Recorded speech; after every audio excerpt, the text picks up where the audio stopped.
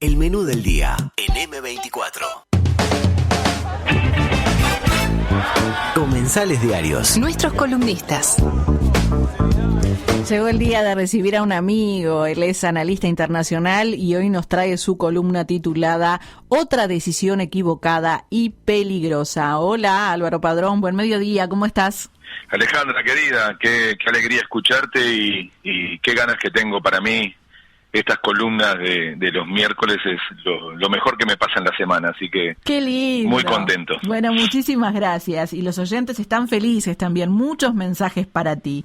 Bueno, Álvaro, el próximo 5 de julio está prevista la elección del presidente de la CAF, la Corporación Andina de Fomento, organismo que integra Uruguay junto a otros 24 países. ¿Qué está en juego en esta elección?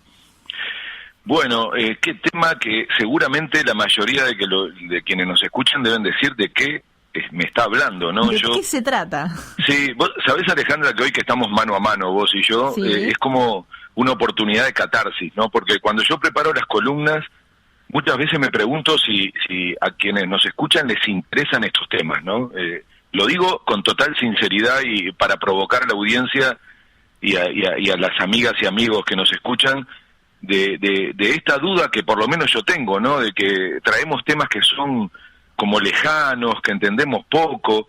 Está tan dura la vida, la situación social, económica, que venir con estas cuestiones complicadas a veces parece inútil, ¿no? Yo escucho mucho tus informes, mejor hablar, y vos haces ese esfuerzo, ¿no? Traer temas, explicarlos, ver la importancia que tienen, tratar de que se sepa lo que está en juego, pero no es fácil, ¿no? Y te lo digo sinceramente, hoy como comentarlo contigo, porque a veces es un esfuerzo que uno se pregunta si se valora del otro lado, entonces ya dejo picando esta idea de que nuestras compañeras y compañeros que nos escuchan nos digan si les parece que vale la pena, ¿no? Porque es como, en general además son problemas, ¿no? Son temas de esos que te hacen sentir como más frustración, y yo el que traigo hoy es así, ¿no? Es un caso típico de esos que se conocen poco, que parecen muy lejanos, pero que al mismo tiempo nos influyen, nos afectan de manera directa, ¿no? Esto, ¿qué es la CAF, no? ¿Qué se va a decidir?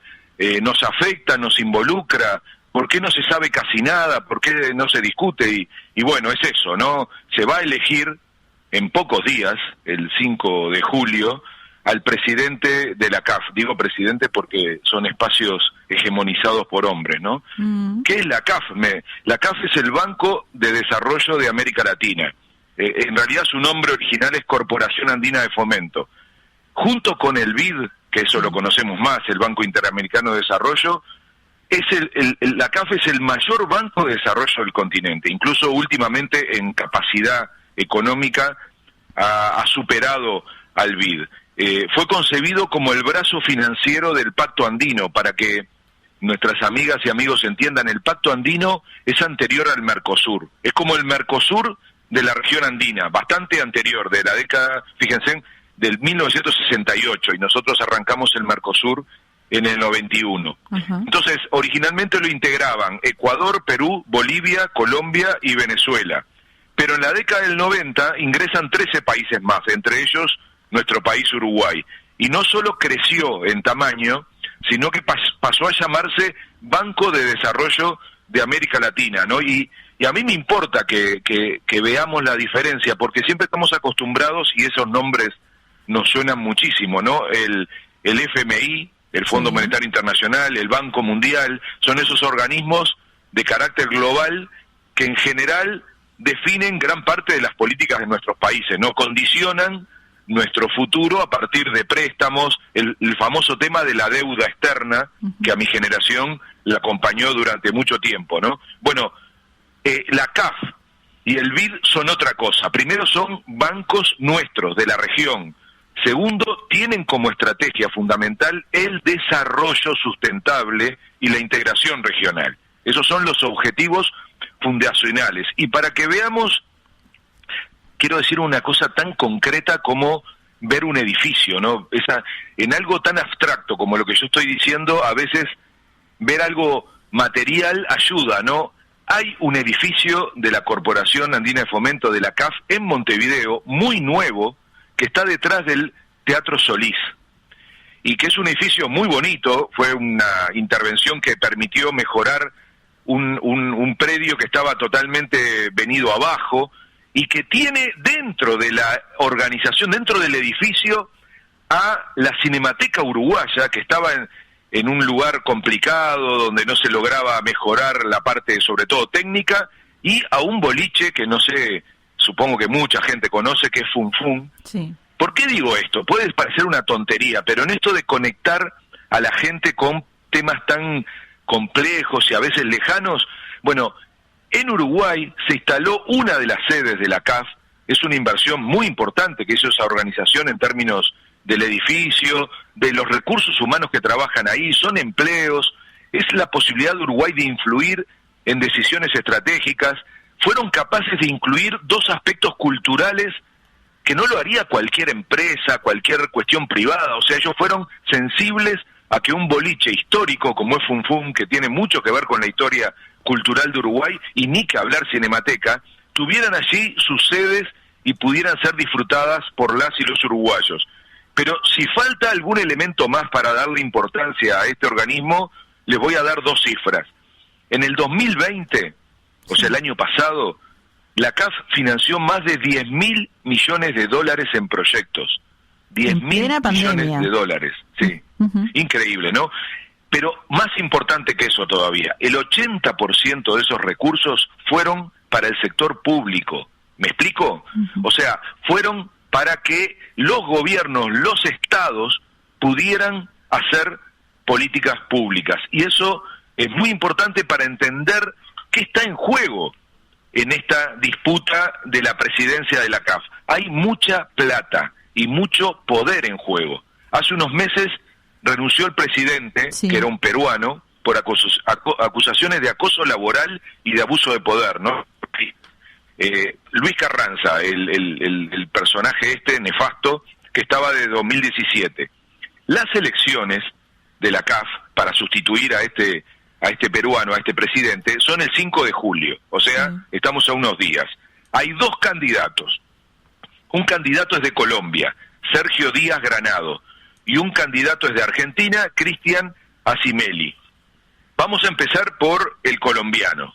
Es un hombre de confianza del expresidente Uribe, un personaje también particularmente complicado para América Latina. Este hombre, Sergio Díaz Granado, fue el coordinador de campaña de Uribe cuando salió presidente. O sea, estamos hablando de uno de sus brazos derechos, ¿no? Y recordemos además que Uribe está siendo investigado en Colombia por corrupción en este momento.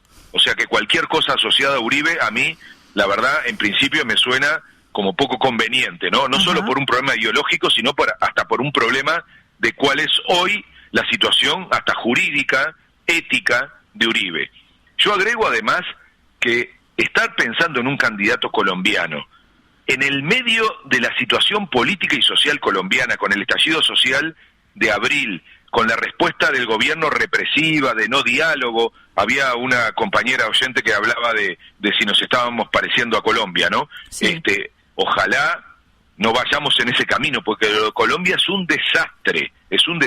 Iván Duque, el presidente actual, que es el delfín de Uribe, es un hombre de derecha dura, aliado de Trump, ¿no? No cualquiera es aliado de Trump, ahora es un cadáver Trump, pero en aquel momento era sumarse a la peor versión de la política internacional. Entre otras cosas, Duque lideró el Grupo de Lima, ya nos olvidamos un poco de ese grupo, que integraba Piñera, Bolsonaro, el propio Trump, Macri, cuando era todavía presidente de Argentina, que fue un grupo, el Grupo de Lima, que intentó intervenir en Venezuela, intervenir incluso militarmente. Felizmente ya casi liquidado ese grupo. Pero de eso se trata, digamos, las iniciativas que salen de Colombia, ¿no? Y este hombre, el candidato Sergio Díaz Granados, es un candidato de Colombia. El candidato de Argentina, sí, Cristian Asinelli, sí, es subsecretario de Relaciones Financieras Internacionales del gobierno, es un hombre de confianza de Alberto Fernández, y Argentina, y lo quiero decir con mucha claridad, está haciendo una jugada estratégica con respecto a esto. Está intentando aparecer en el concierto internacional para que decisiones que se toman en el continente tengan un perfil distinto de la que han tenido en los últimos 5 años. ¿Cuál es la situación actual de esa elección? Para que quienes nos escuchan tengan una idea. Sí. Asimeli, o sea, el candidato argentino, tiene el voto de Argentina, de Bolivia, de España, de México, de Trinidad y Tobago y de Venezuela. Tiene 8 votos en este momento. Colombia, el candidato colombiano Díaz Granados, tiene el voto de Brasil, por supuesto de Colombia, de Ecuador, de Uruguay y de los 13 bancos privados que integran este espacio que es la CAF. Y está pendiente el voto de Perú.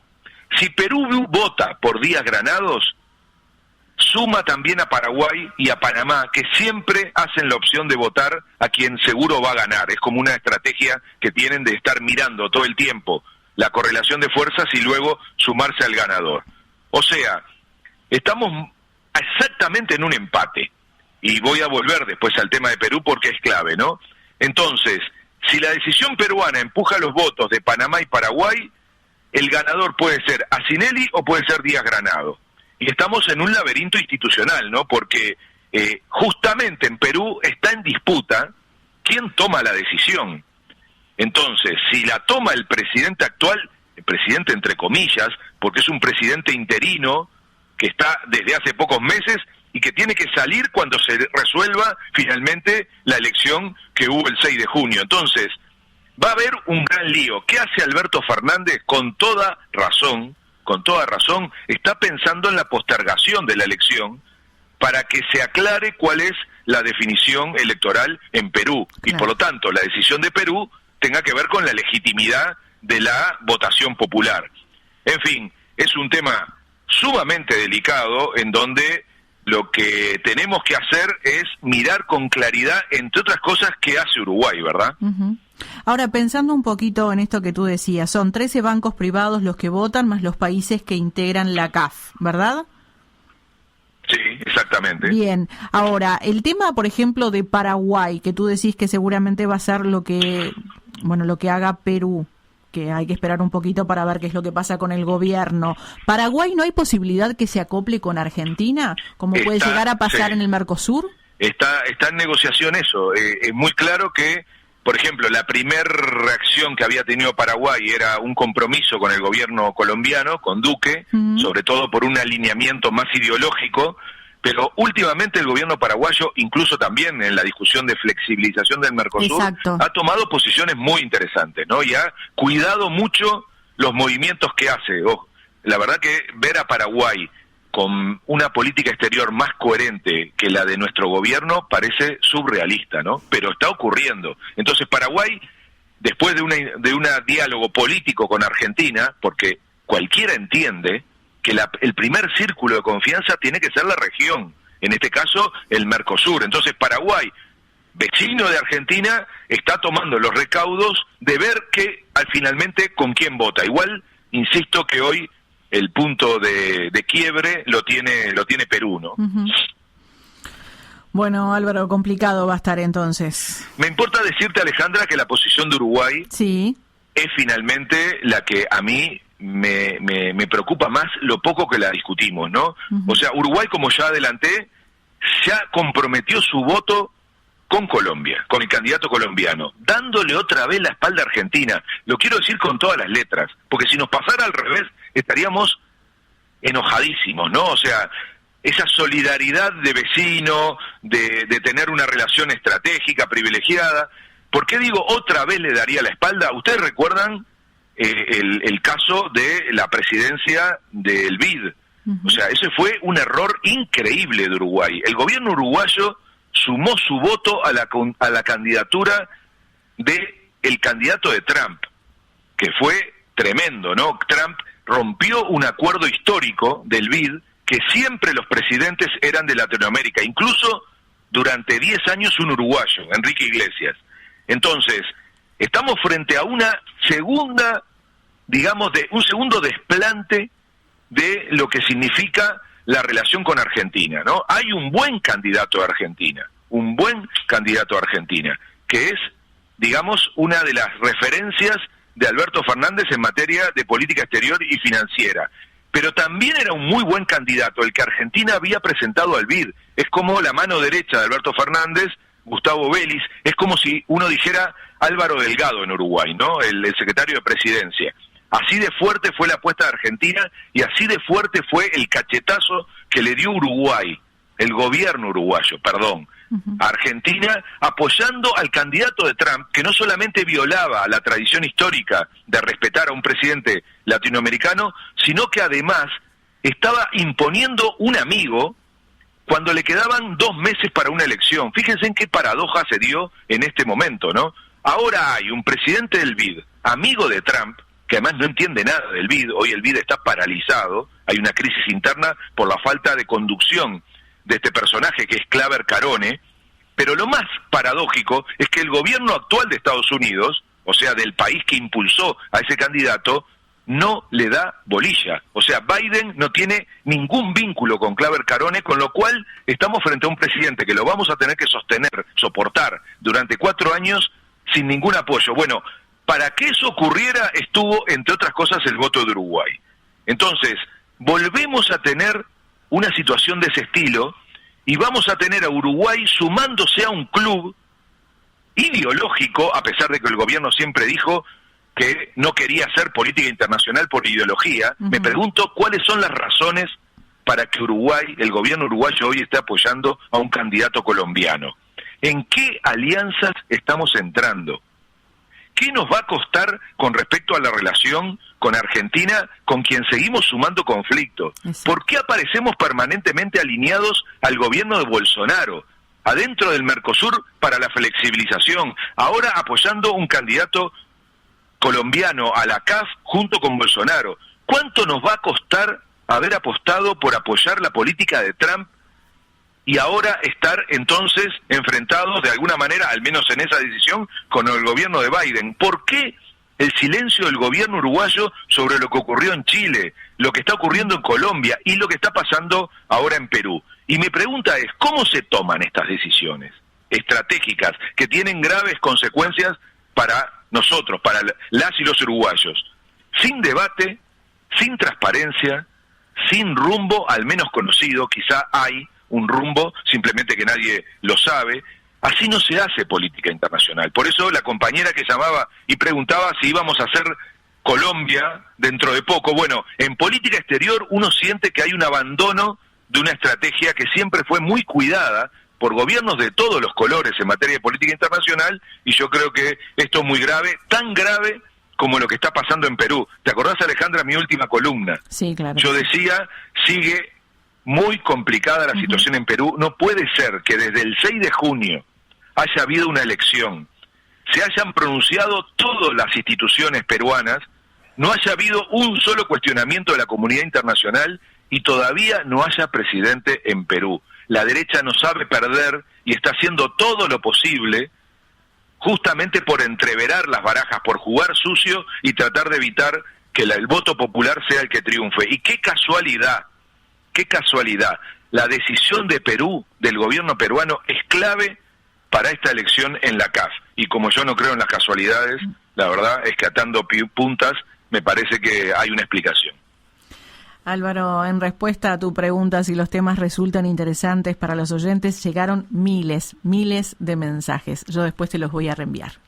Bueno, gracias por eso, porque la duda existe y ahí me solidarizo contigo, Alejandra, cuando hacemos este esfuerzo por colocar temas, profundizarlos, analizarlos. A veces nos hacemos la pregunta de cuánto conecta cuando uno después ve otros medios y está lleno de entretenimiento, de miradas superficiales, si al final nuestro trabajo tiene sentido. Pero bueno, esa respuesta la tienen quienes nos escuchan. Seguro que sí, Álvaro. Si te parece, nos reencontramos en 15 días. Va a ser un placer. Gran abrazo, querida. Un abrazo. Chau. 97.9 FM Montevideo. 102.5 FM Maldonado.